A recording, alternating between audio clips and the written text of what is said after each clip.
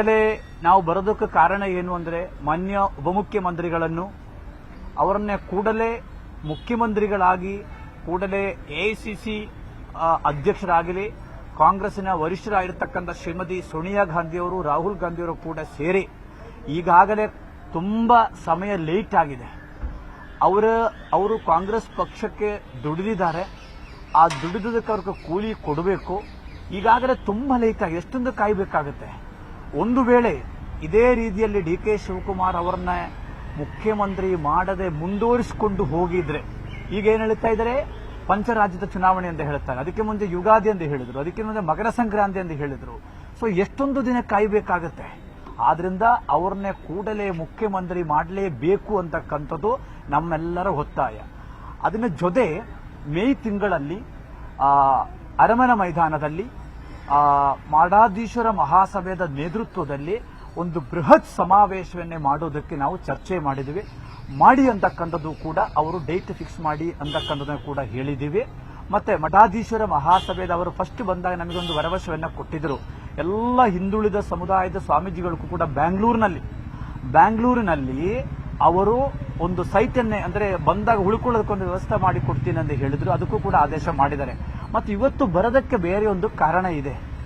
ಮೊನ್ನೆ ಬಜೆಟ್ನಲ್ಲಿ ಯಾವ ಸ್ವಾಮೀಜಿಗಳು ಡಿ ಕೆ ಶಿವಕುಮಾರ್ ಅವರನ್ನ ಭೇಟಿಯಾಗಿ ಅವರನ್ನೇ ಮುಖ್ಯಮಂತ್ರಿಯಾಗಿ ಮಾಡಿ ಅಂತ ಹೇಳಿದ ಸ್ವಾಮೀಜಿಗಳ ಮಠಗಳಿಗೆ ₹1 ಕೂಡ ಕೊಡಲಿಲ್ಲ. ಅವರಿಗೆ ಏನೂ ಕೊಡೋದಿಲ್ಲ ಅಂತಕ್ಕಂಥದ್ದು ಮಾನ್ಯ ಮುಖ್ಯಮಂತ್ರಿಗಳ ನಿಲುವಾಗಿದೆ. ನಾನು ಪ್ರಣವಾನಂದ ಸ್ವಾಮೀಜಿಯಾದ ನಾನು 700 ಕಿಲೋಮೀಟರ್ ಪಾದಯಾತ್ರೆ ಮಾಡಿ ಬೆಂಗಳೂರು ಬಂದ ಸಂದರ್ಭದಲ್ಲಿ ನಮ್ಮ ಸಮಾಜದ ಬೇಡಿಕೆ ಹಿಡ್ಕೊಂಡು ಬಂದಾಗ ಮುಖ್ಯಮಂತ್ರಿಗಳು ಮಾಲಿಕೆಯ ಗುತ್ತಿಗೆದಾರಕ್ಕೆ ನೇರವಾಗಿ ಹೇಳಿದ್ದಾರೆ, ಅವರು ಡಿ ಕೆ ಶಿವಕುಮಾರ್ ಅವರಿಗೆ ಬೆಂಬಲ ಕೊಟ್ಟಿದ್ದಾರೆ, ನಾವು ಏನೂ ಮಾಡೋದಿಲ್ಲ ಅಂತ. ಹಾಗಾಗಿ ಮುಖ್ಯಮಂತ್ರಿಗಳು ದೇಶದ ರಾಜಕಾರಣವನ್ನೇ ಮಾಡುತ್ತಾ ಇದ್ದೀರಿ.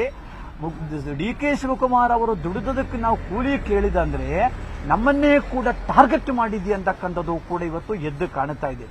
ಈ ವಿಷಯಗಳೆಲ್ಲವನ್ನೇ ಕೂಡ ನಮಗೆ ಆಗಿರತಕ್ಕಂಥ ನೋವು, ನಮ್ಮನ್ನೇ ಕಡೆಗಣಿಸ್ತಕ್ಕಂಥ ವಿಚಾರದಲ್ಲಿಯೂ ಕೂಡ ಮಾನ್ಯ ಉಪಮುಖ್ಯಮಂತ್ರಿಗಳು ನಮ್ಮ ನೋವನ್ನೇ ನಾವು ತೋಡಿಕೊಂಡಿದ್ದೀವಿ.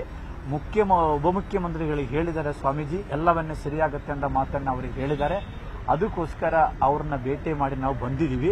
ಆದರೆ ಒಬ್ಬ ಮಾನ್ಯ ರಾಜ್ಯದ ಮುಖ್ಯಮಂತ್ರಿಗಳು ಉಪಮುಖ್ಯಮಂತ್ರಿಗಳ ಭೇಟಿ ಮಾಡಿ ಅವರು ಮುಖ್ಯಮಂತ್ರಿ ಆಗಿರಿ ಅಂತ ಹೇಳಿದ ಒಂದೇ ಕಾರಣಕ್ಕೋಸ್ಕರ ನಮ್ಮಂದ ಬಡ ಸ್ವಾಮೀಜಿಗಳನ್ನ ಟಾರ್ಗೆಟ್ ಮಾಡಿದ್ರೆ ಹೇಗೆ ಅಂತಕ್ಕನ್ನೋದು ಉತ್ತರ ಮುಖ್ಯಮಂತ್ರಿಗಳು ಹೇಳಬೇಕಾಗತ್ತೆ.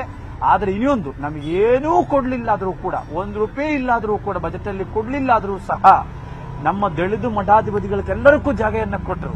ಆದರೆ ಡಿ ಕೆ ಶಿವಕುಮಾರ್ ಅವರನ್ನ ಭೇಟಿಯಾಗಿದ್ದ ಸ್ವಾಮೀಜಿಗಳಿಗೆ ಯಾರಿಗೂ ಕೂಡ ಜಾಗೆಯನ್ನ ಕೊಡಲಿಲ್ಲ. ಸೊ ಇದು ಯಾಕೆ ಈ ರೀತಿಯಲ್ಲಿ ಮುಖ್ಯಮಂತ್ರಿಗಳು ಮಾಡುವುದು ಸರಿಯಲ್ಲ ಅಂತಕ್ಕಂಥದ್ದು ಅದಕ್ಕೆ ನಾವು ಏನೂ ಕೊಡ್ಲಿಲ್ಲ ಆದರೂ ಕೂಡ ನಮ್ಮ ಸ್ಟ್ಯಾಂಡ್ ಒಂದೇ. ನಾವು ಯಾವತ್ತೂ ಕೂಡ ಮಾತು ತಪ್ಪುವ ಸ್ವಾಮೀಜಿಗಳಲ್ಲ. ಡಿ ಕೆ ಶಿವಕುಮಾರ್ ಅವರನ್ನ ಮುಖ್ಯಮಂತ್ರಿ ಮಾಡಲೇಬೇಕು ಅಂತ ಹೇಳಿಕೊಂಡು ಬರುವ 4 ದಿನದ ಒಳಗಡೆ 15 ಜನ ಮಠಾಧಿಪತಿಗಳು ಡೆಲ್ಲಿಗೆ ತೆರಳುತ್ತೀವಿ. ಎಐಸಿಸಿ ಜನರಲ್ ಸೆಕ್ರೆಟರಿ ಆದ ಕೆ.ಸಿ. ವೇಣುಗೋಪಾಲ್ ಅವರನ್ನ ಮೊನ್ನೆ ನಾನು ಫೋನಲ್ಲಿಯೂ ಕೂಡ ಮಾತಾಡಿದ್ದೀವಿ. ನಾವು ಅವರನ್ನ ಭೇಟಿಯಾಗಿ ಒತ್ತಾಯ ಮಾಡತಕ್ಕಂಥ ಕೆಲಸ ನಾವು ಮಾಡುತ್ತೀವಿ. ಯಾವ ಕಾರಣಕ್ಕೂ ಕೂಡ ನಾವು ಯಾವುದಕ್ಕೂ ಕೂಡ ಹೆದರೋದಿಲ್ಲ.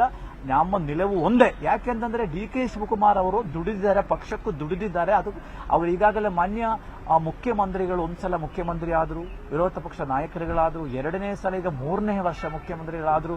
ಅದರಿಂದ ಇನ್ನೊಬ್ಬರಿಗೆ ಅವಕಾಶ ಮಾಡಿಕೊಡೋದು ಸೂಕ್ತ ಅಂತಕ್ಕಂಥದ್ದು ನಮ್ದೆಲ್ಲರೂ ಕೂಡ ಅಭಿಪ್ರಾಯ.